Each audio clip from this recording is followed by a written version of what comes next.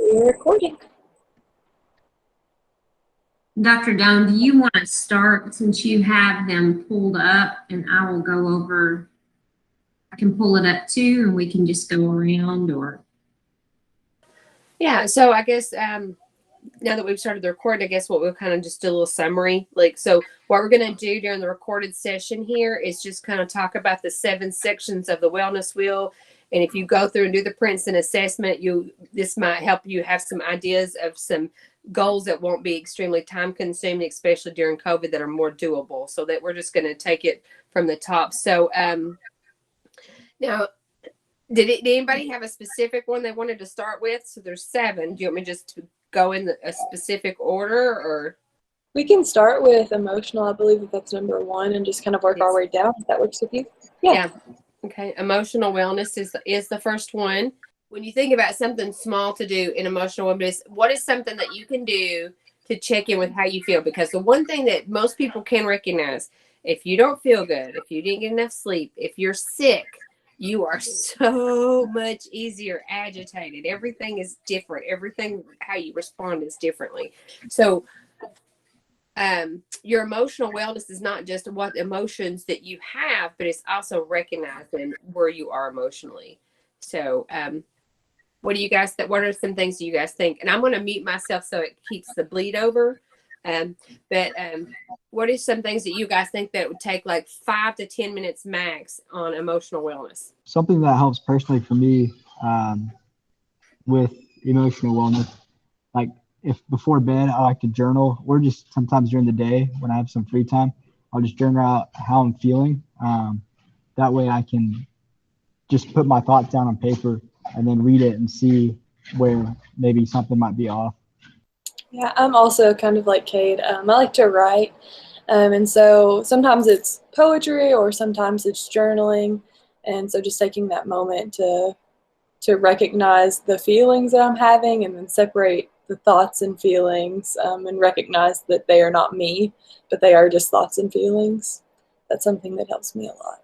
One of the things too, what I wanted you all to recognize about what you said too, both of those things seem to be things that would be good activities to do when you're winding down at the evening, but you've kind of already went through your whole day by that point.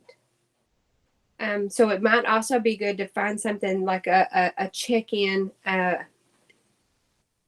like when you're brushing your teeth. And if that's part of your routine in the morning, something that's really quick.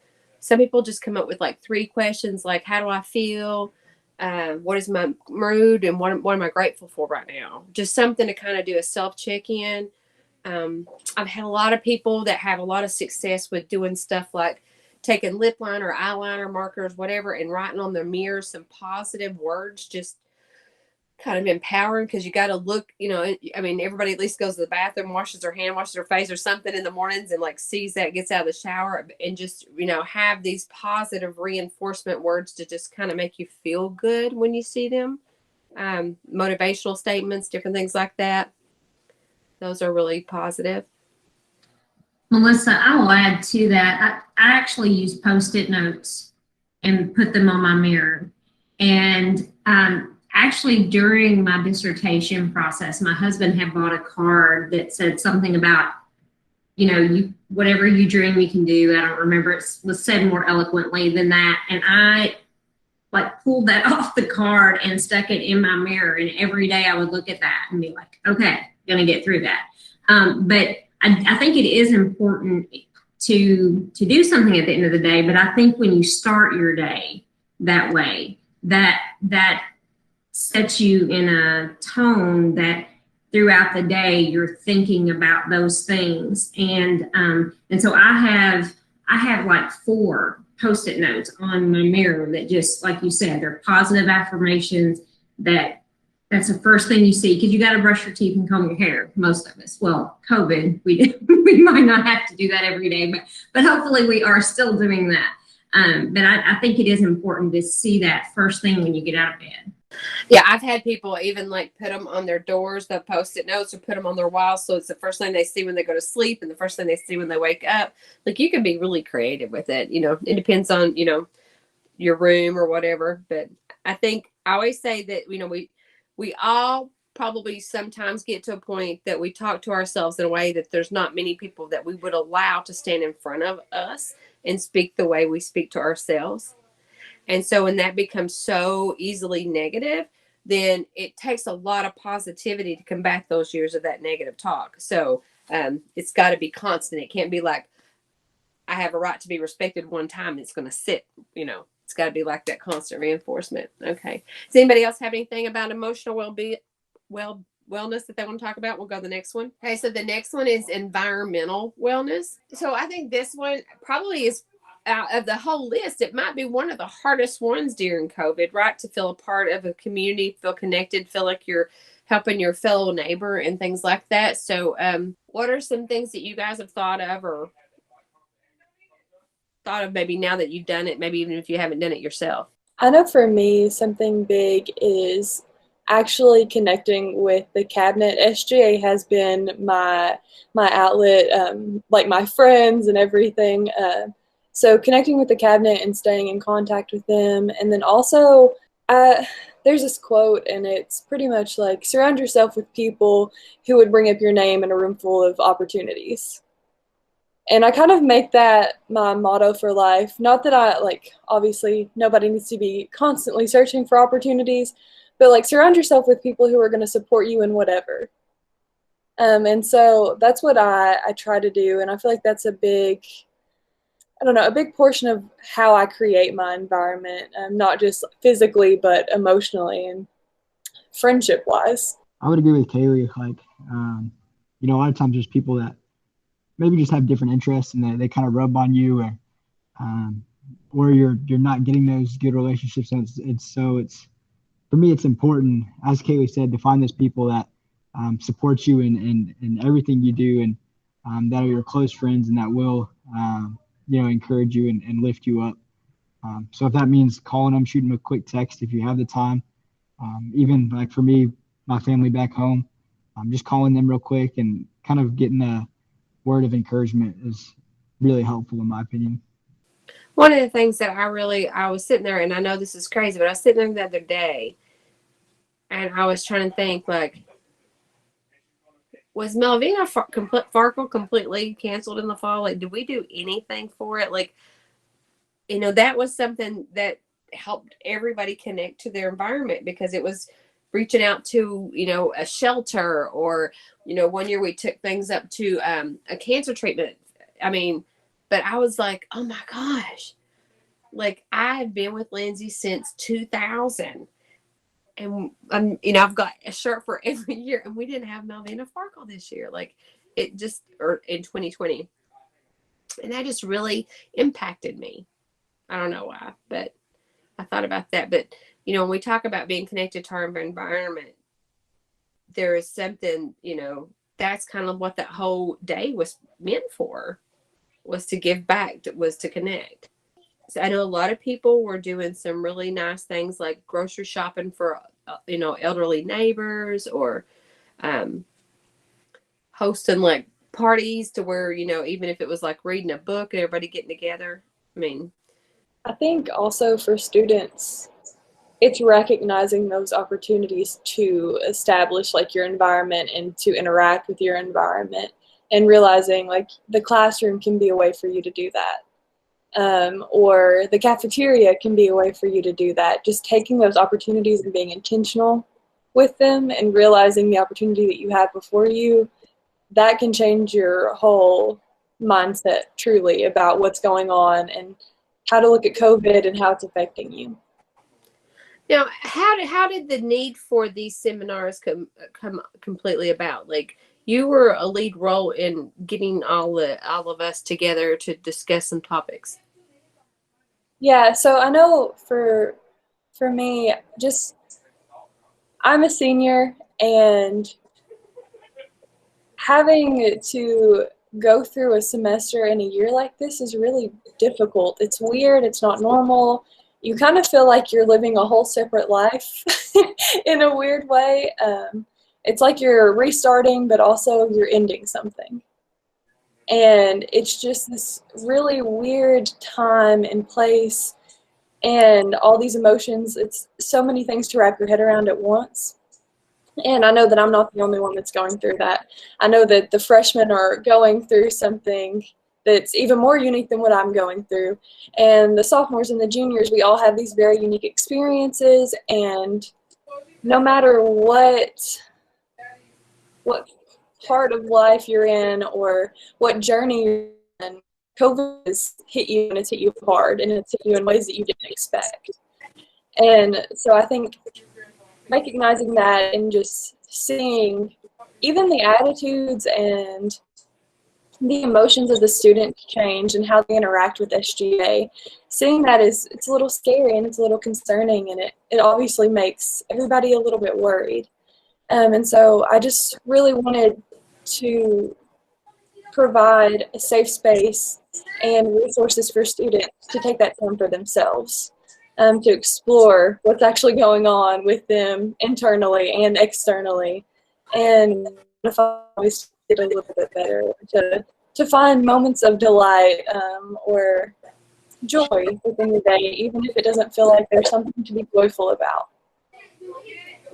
Yeah, I think that's what I appreciated about it completely, is because I really feel like that is how we as people connect, is through the recognizing that I feel what you feel. Like in these type of seminars allow us to know, like, man, I feel this too.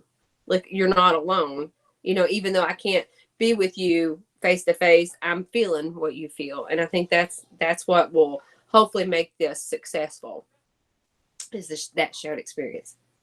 I agree. I've continued to work with students and actually with clients via telehealth, which is a different experience, but it has been the only connective piece for a large number of the people that, you know, I would normally see in a face-to-face situation. But over and over again, students and, you know, like clients that I see, isolation has been the biggest trigger for increased anxiety, increased depression. And the other thing is, like, seeing people who have never experienced it before, and now that isolation has, you know, has triggered that. So I think the SGA, getting that together, I jumped very quickly when I got the email, because I thought this is so needed. Even if you're, you know, even if you're in the dorms, there's still such huge restrictions with COVID that you can't really, like, you know, visit or be together, you know, without that risk of contracting it. So I agree with you. I think it was a great idea, Kaylee, and I really appreciate SGA pulling it together, because I think it is needed. Well, thank you all for supporting it and being here and helping the students. We appreciate you all more than you could even understand, truly. All right, so moving along, our third one is intellectual wellness. And I think if you guys feel like me, the hardest thing for me is sometimes it's hard to connect with the people that I love through media, because I have to work so much on media. So it's kind of like I don't want to look at another screen. So how do you keep, you know, your intellectual wellness like sparked, and how do you feed your brain and not end up like vegging out with a bowl of chili and binge watching some movies or episodes for the whole week? I know for me, I don't know if this is just like the life that I've lived, but this was actually one of my top scores on this. I got a 27 out of 28. I don't know. I grew up in a family of educators, so I feel like my whole life it has been such a central part to find something in your day that you, I don't know, that you grow in and that you can learn about. Every night at dinner, my parents would ask me, "What did you learn today?" And nothing was not an acceptable answer. It was never an acceptable answer. You always had, my mom, she was always like, "There's no way that you went about your whole day. You're 6 years old. There's no way that you went about your whole day and you did not learn one thing." And so I think growing up with that mindset, I'm always just constantly trying to find things that I enjoy and things that are new to me and experience them, and I don't know, learn about new cultures and new ways of thinking, new philosophies. It's just, I don't know, it's just how my brain's wired, I guess, at this point. I don't know, that's how I stay intellectually stimulated. I don't know if this relates, but in the spring, when school got canceled and I went home and everything, and I had really no routine at all when I was at home, and I felt like I couldn't like do anything. I had like no motivation to do anything. So I've kind of realized that having a routine or having some set like structure, then I can like I have more motivation to learn new things and go after new things. Um, that's something small that I've kind of noticed, that having a routine, having some sort of like game plan really helps a lot. I think for me, I've continued to engage in some of the professional organizations, even though it's been via Zoom platform or a Google Hangout. And I'm like Dr. Doan, I get sick of the Zoom meetings. I think there is a term that has them zoomed out. You all heard it. I'm zoomed out. But it has continued to help me be able to have that intellectual component and have conversations that, again, would normally be face to face, but this is what we have right now. And continue to write and collaborate and things like that. And it's important, even if, you wake up and go, gosh, I have 5 Zooms today, or I have 6 Zooms today. So it can be a struggle, but it's been a very effective tool for continuing. I find that I have to read so many textbooks that I can't read for enjoyment anymore. So instead of reading for enjoyment, what I usually do is I will find books on Audible that I really enjoy that are kind of twofold. Like it's a book that I might listen to and I can process for my own personal growth through it. But I always end up choosing a book that I not only can use for my own self-growth, but I can always use for experiences to provide for clients that I see or students that I supervise or supervisees, so that it kind of helps feed all the areas of putting new tools in my toolbox that I wasn't fully, that I hadn't thought about before, or ideals that I hadn't thought of before. And one of the, just for a tidbit, one of the ones that I did recently was a book by Mark Manson, and he said that we should not set goals that are goals of what we want, because we can always say I want this, I want that, want, I want to be skinny or whatever. He said, but nobody ever does the work just because it's something they want. He says, no, what you have to ask yourself is, what are you willing to suffer for?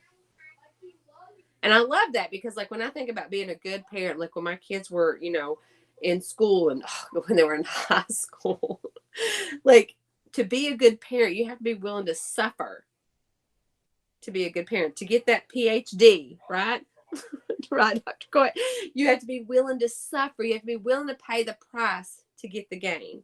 And I thought that was because really that's what it comes down to. If you want to work out every morning, like you said, Hannah, you have to be willing to suffer and get up out of the bed. It's cold. You don't want to move, but there's a payoff that you're willing to suffer for to get the payoff. And that's the reality of it, right? It's what we're willing to suffer for. And so I like reading books like that make me think about things differently. So that's definitely my intellectual wellness. Our fourth one, right? We're on number 4, is occupational wellness. So I think that's really probably one that's probably very different between people that are in college and people that are not. What did you all think about that when you now, Kaylee, you took the actual quiz. How did that work on that? Yeah, I actually did the PDF self-assessment, that little quiz. And for me, when I think about occupation, I think SGA, and then also I am an RA. So I have SGA and Res Life, and those, even though they're not technically, Res Life is a job, but even though it's not, I'm not out off campus doing some other work, I still consider it occupational, and it's something that you have to grow in and learn about, and you have to really stay tuned in to your residents, the students, and everybody around you. And so for me, the occupational one, obviously, that I'm involved in are they take an emotional toll at times.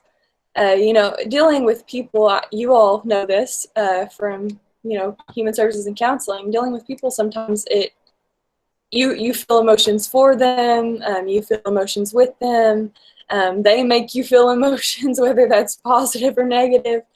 And so having that part of the occupational, and that's probably why my score was what it was, but having that portion and that component kind of helps separate it from me from like the intellectual stimulation, because obviously we talked about that earlier. Intellectually, even within my occupation, I'm always trying to find like new things to learn and I don't know, new things to do that other people will enjoy. But just keeping in perspective how much of your job or the things that you have married yourself to, if it's okay if I use that phrasing, how they affect your life and all these other areas of the wheel that we've talked about so far and that we will talk about. I didn't take the test. I don't know a whole lot about the occupational one. But just thinking about when I was in high school, I owned a videography business. And at one point, I was filming a good bit of weddings, and I was just always stressed about them before the weekends. And so eventually it got to the point where I had to stop doing them because of the stress they were adding. And I wasn't doing a great job too of in my sport that I do. I was getting injured a lot. So I'd have to cancel on these jobs. And that's something I had to, you know, just say I'm done doing that. And so that's something I'm trying to work on, is like in my own life, is saying no to certain things. Just because someone asks you to do it doesn't mean that you should just accept it and do it. Like sometimes you have to say no. I don't know if that sort of relates at all, but. Yeah, Kate, no, that's another thing, kind of to piggyback off of what you were saying. Also, even if you don't have a job in college, your occupation would be a student. No matter what, even if you don't go into work that day, you're going to have to go into the classroom. You're going to have to go into the library and put in work for your homework and all of your assignments. And so it's that balance, or acquiring that balance, is what I kind of saw the occupational wellness as, is how well are you establishing that balance between your home life, your personal life, and work, whether that be school, extracurriculars, an actual full-time job, a part-time job, seasonal job, whatever. It's how are you establishing that balance between all of these things that you're trying to hold on to. Haley, I agree with you. I think it is the work-life balance, that connection. And there's a lot of research on that most of us do not do great with that typically. But I think if there is a positive to COVID, I think one of the things that it has done has created more of that balance, because you've not been able to, like, for example, I mean, I was teaching and seeing clients, and I mean, I was gone 5 to 6 days a week and doing a whole lot. And I think that COVID has pushed me to have a bigger work-life balance, because I've placed boundaries around my time. And so there's a movement, I guess you could call it, that says protect your yes. And so talking about, you know, what that looks like, because you need both. And that's, again, what the wellness wheel is about, is if any of those pieces, and I don't know, Dr. Doan, if you said that while we were recording or not, but if your wheel has any areas that are not rounded, you're going to have trouble, getting from point A to point B. There's going to be some areas of conflict or concern that arise. So I think it is all about that balance. So I like that you brought that up. Okay, so our next one is physical wellness. And so, like, I'll go ahead and share, like, one of the things for me is where I moved to Tennessee. Right right before COVID, right before the lockdown. So I never had the opportunity like to meet anybody, make new friends or anything like that. And so I found myself, I knew that it was not okay for me to utilize my daughter and her family as like my only social network, like in them to fill that void.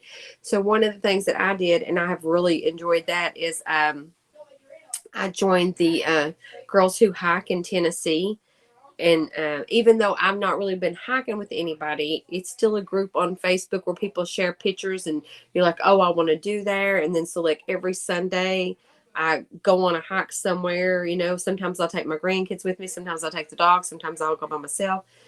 But I just really enjoyed like getting out and doing that because that's something that belongs. And that's for me, you know, I don't know how different, I think it's different depending on your age, but to me, it was something important for me to have that was mine that I didn't have to share with anybody else. And so that was, but it was also something that, you know, a physical activity for me that I could get out and enjoy. And just for me, physically being outside, you know, even if it's brisk or cold, it's still a day I can be outside is better than any day inside. So just being able to be outside is just good for my mental health. And so being able to do that on a physical level is just probably the best thing that I've done during this time for myself. What about you guys? One of my favorite things is yoga. I have truly enjoyed yoga, especially during quarantine, like the full round of quarantine. I started a series and it was called Home. And she actually made it before we all even went into quarantine. It was Yoga with Adrian. And pretty much it was just back to the basics and just establishing that foundation of like, this is what yoga is, and like, this is how you need to connect with yourself and the world around you. And I don't know if at the end, you know, in yoga, you always say namaste, which is my soul recognizes yours. And so for me, even though I was in the middle of quarantine and I wasn't getting to see my friends and I wasn't at school and I wasn't doing all of my normal activities, just that moment to recognize that I am here and then there are other people in the world who are practicing yoga at this exact same moment and they're going through the exact same thing as me. It was good for my physical, my emotional, gosh, my everything wellness. It was great for it. So I would highly recommend yoga to anybody, anybody who's searching for anything.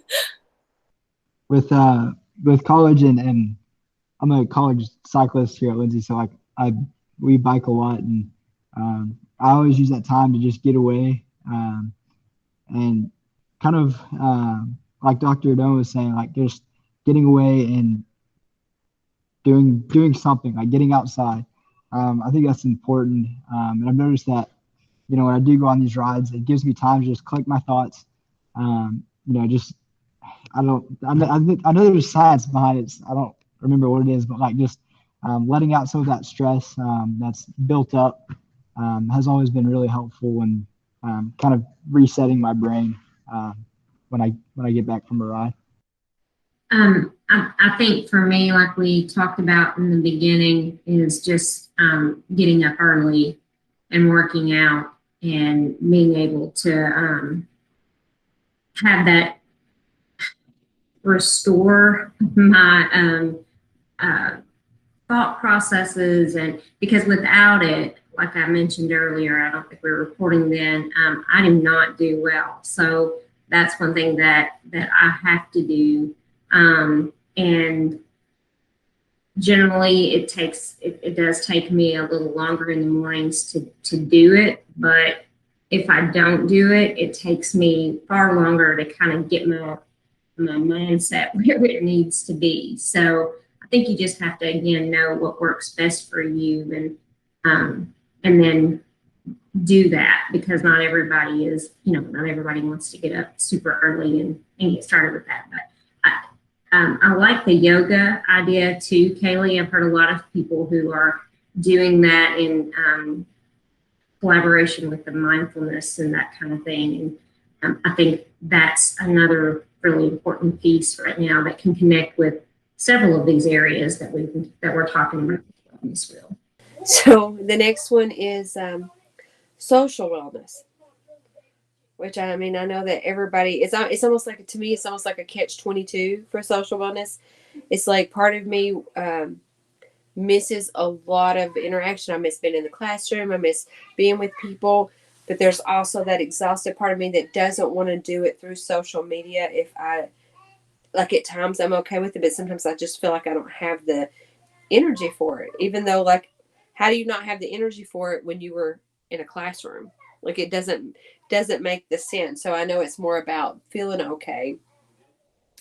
But it's definitely important for us to be able to connect with other human beings. You know, we were not developed or designed to be isolated. And just like Dr. Coyt was talking about earlier, like, you can see it in symptomologies. You know, people that mental health has skyrocketed this last year. People that have never sought treatment or are seeking treatment because it's just so hard on people. And all these symptoms definitely increase anxiety, decrease depression, panic attacks.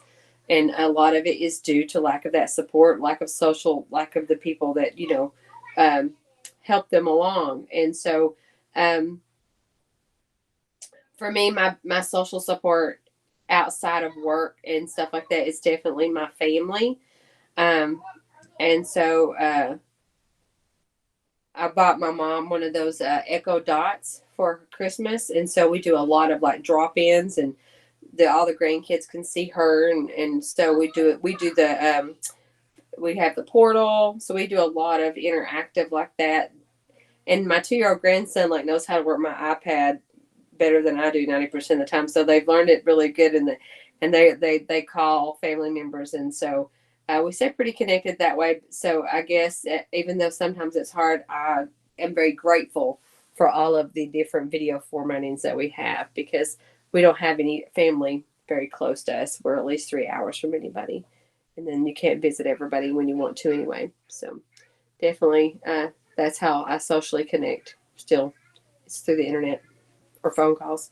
Yeah, I think it's the same for me, and I would assume most college students too, especially those who live far away from home, because your family's always been, like, for most people, your first support system. And so making sure that I'm taking time, my mom now knows how to use FaceTime, and she loves it so much, and she'll FaceTime at the most random times. I'm surprised she hasn't FaceTimed me during this.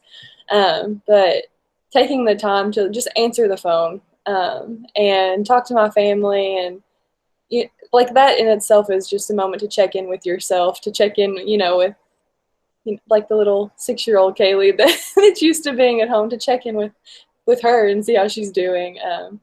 So that, and then I know checking in with your friends, especially in college, is also important, because even though your family is a big support system, your friends are too. Especially your friends at college. They've been through a lot with you. You all have gone through a lot of change together, and you all have seen the best and worst of one another in ways that your family probably hasn't experienced out of you. And so using FaceTime to talk to my friends, and also little trips. So, like, if I need to go to Walmart, asking a friend, like, hey, do you need to go to Walmart too? And we might just pick up our groceries, and we might not even go in, but just taking, like, that 15 minutes to take that trip to Walmart with them. It's still under the time limit, and I still get to have that social interaction. And it is somewhat in person. Obviously, we're not touching or anything, but it's still in person. So taking and trying to double dip those little things in with one another is kind of how I get my social time in. I would agree 100% with Kaylee.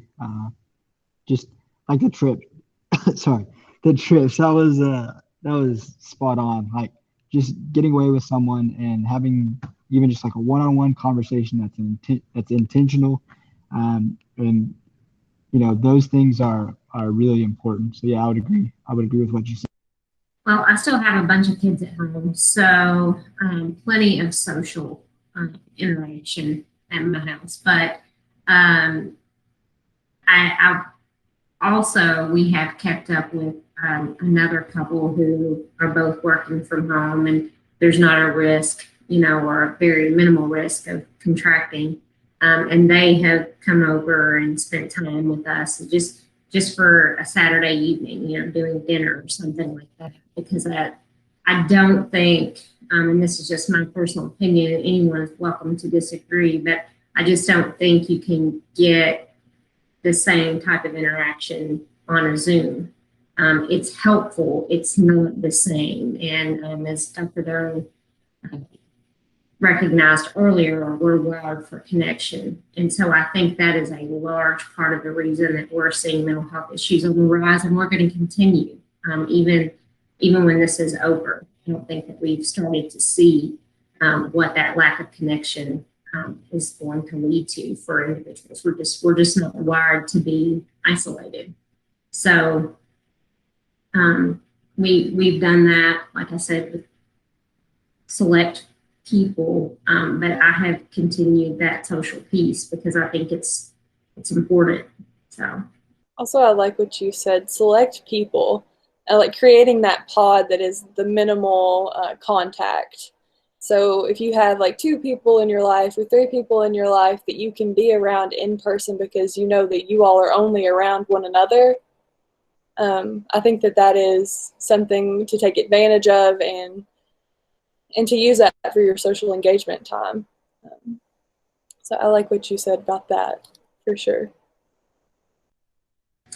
Yeah, because there's such a risk. We can't, it's a balancing act, really. But that was something that we talked about early on. They are both working from home, and actually, my husband has to work out some, but there's obviously social distancing in place and where he's at and that kind of thing. So we're always sure to like talk through that. Like, have you been anywhere? But I think you still have to acknowledge that piece. And I mean, obviously, don't go to a party with 100 people. That's not smart. But a select few, and having 3 or 4 people or whatever.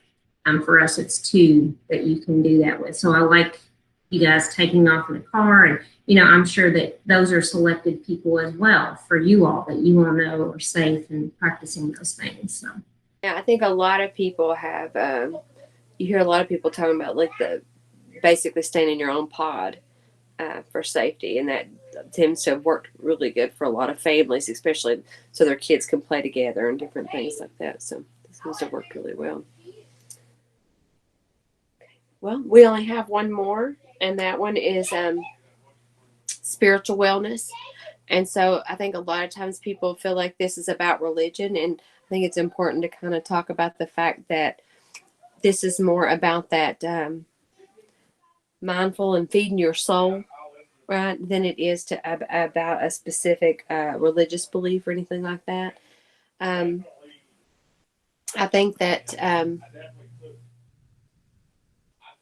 being mindful now takes a lot of effort and energy. I know for myself, one of the things that I have to constantly recognize with myself is how I feel, so that I'm more conscious of I might be responding only because of how I feel. And so that mindful and getting in touch with myself and being mindful of what's going on and aligning myself with my own values internally. Like, am I practicing the way that, that I really feel? And this has been a really hard year for that kind of thing in general, right? I mean, there's been so much struggle over having so many different ideas and values this year. It's just been hard, harder than most. And so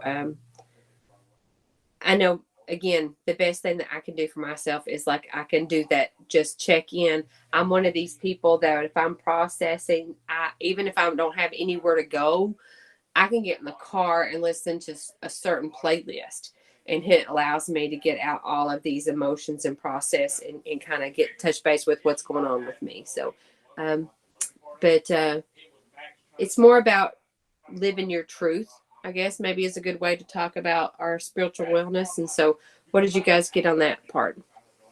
I like the whole idea of living your truth, and living authentically. I think authenticity, especially when we're stuck behind a computer screen all day, is really hard to check in with and to observe within yourself.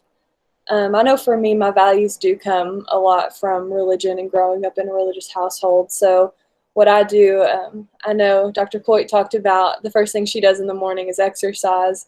For me, the first thing I do is I pull up like a reading plan from the Bible on my phone. And normally it has some sort of devotional, and then I also have like a little devotional calendar. And so I do that the first thing in the morning, and it kind of just helps me set an intention for my day and realign myself with those values of like you need to love everybody, you need to be respectful of everybody, and you need to protect your heart. That's been my verse of the year is protect your heart, protect your peace. And so just aligning myself with that every morning is, I think, how I keep my spiritual wellness in check. I'd say kind of similarly, when I go to bed each night, that's usually when I use my time to, I grew up a believer in a Christian household. So when I go to bed, or before I go to bed, I journal out my thoughts. And then I also journal out like, okay, how did I see God work during today? How did I see him work through me or work through other people? And then writing that down, and then also reading scripture and applying scripture to what, I can, applicable things that I can do the next day. Kind of always helps remind me that life isn't always about me. It's about others around me, and how I can be a better kind of influence to those around me, and kind of become less centered, so to speak. I too am a believer, and so part of what I do when I'm working out, instead of listening to music, I actually listen to sermons, and so they have to be entertaining. I will tell you that. But there's one in particular, preachers out of North Carolina, that I listen to pretty much every morning when I'm working out, and so I struggle with. I think Dr. Doan mentioned this earlier, like reading a lot because we have to read so much. And I have a reading plan for the Bible, but I will say that I'm not fantastic at that. But I'm much better at turning on a devotion and listening to that while I work out, so I can do the things simultaneously and be able to feed both of those aspects of my wellness at the same time. So again, I think it is about making sure that what you're doing fits you and serves you, because if it feels like a chore and it's overwhelming, you're not going to continue to do it. And that's one of the things that I've seen with clients in particular, my own kids, myself. I mean, all of us are probably like that. But so it has to be worth it. It has to feed you, and you have to figure out how to make all of those pieces work on that wheel. Because as you've already seen, 7 areas, that's a lot to like juggle at the same time. And if we're putting too much on those, I think we're more apt to not follow through with them. So, I mean, that covers our 7 areas. Was there anything that anybody wanted to just talk about with the wellness part, or had anything that they wanted to make sure was included in the recorded piece of this? But before anybody says anything, just let me say one thing. I really appreciate everybody being here and taking the time to do this, because I hope that even though people are not here right now, I hope that this helps somebody, at some point that gets to watch it later. So I really appreciate it.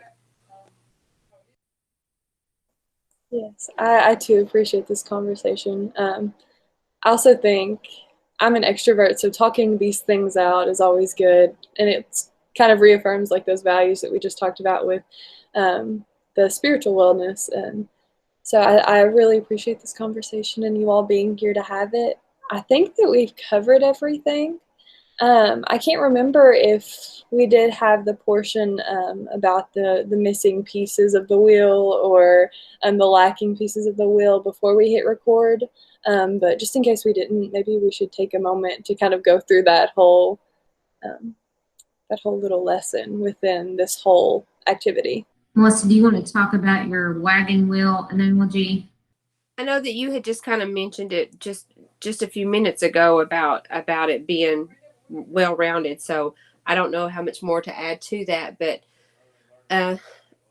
what I had said earlier before we started recording was like I always imagined these 7 areas as spokes. And when the first time that I did the wellness wheel, we actually had to color in each like V part between each spoke with a color. And so like then you could see like one would be here and then one would be up here, and you could see how unround that the shape become. And so the first time that I ever did it, they were talking about like, so if you could imagine this as a wagon wheel and that's where your spokes ended, there's no way that your wagon is gonna go. It's like blah, blah, blah, blah, like one of those cartoons. And I always loved that visual because when I looked at that, I can say like it's not something you only do one time.